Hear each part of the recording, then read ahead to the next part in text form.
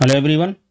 देखिए हमारा क्वेश्चन है कि अगर दो वेक्टर ए और बी हैं तो इनके बीच जो रिलेशन होगा वो ये रिलेशन होगा। ओके, या जहाँ ये डॉट क्या है ए डॉट बी, ठीक है, डॉट प्रोडक्ट रिप्रेजेंट कर रहा है, ठीक है, और डॉट प्रोडक्ट का मैग्नीट्यूड और यहाँ इंडिविजुअल वेक्टर के मैग्नीट्यूड की बात है। ओके, तो चलिए हम डॉट प्रोडक्ट के बारे में हम पहले लिख लेते हैं कि for any two vector A and B, for any two vectors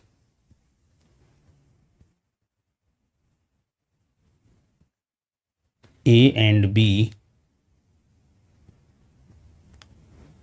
we know that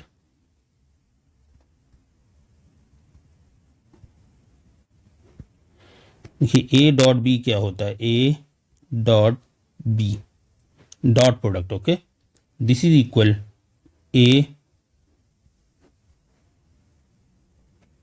then magnitude of B and cos theta, where theta is the angle between the two vectors. Okay, अब हम इनकी mod value बना लेते हैं।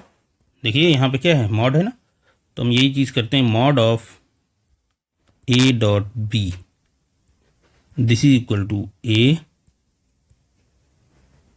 B और cos theta, इस पूरे पे मॉड हमारा आ जाएगा। ठीक है,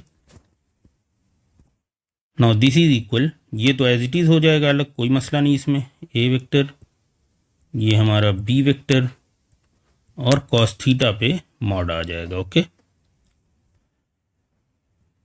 अब this must be less than, ऐसा क्यों?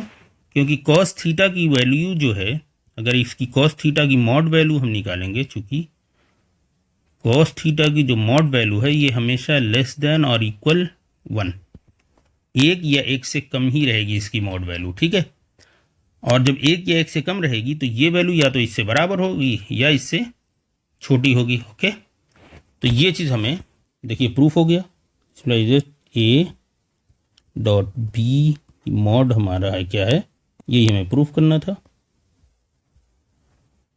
Hence proved. ठीक है, ठीक है, तो यहाँ बस ये देखिए, ये आपने डॉट प्रोडक्ट का फॉर्मूला आपके पास आपको पता है।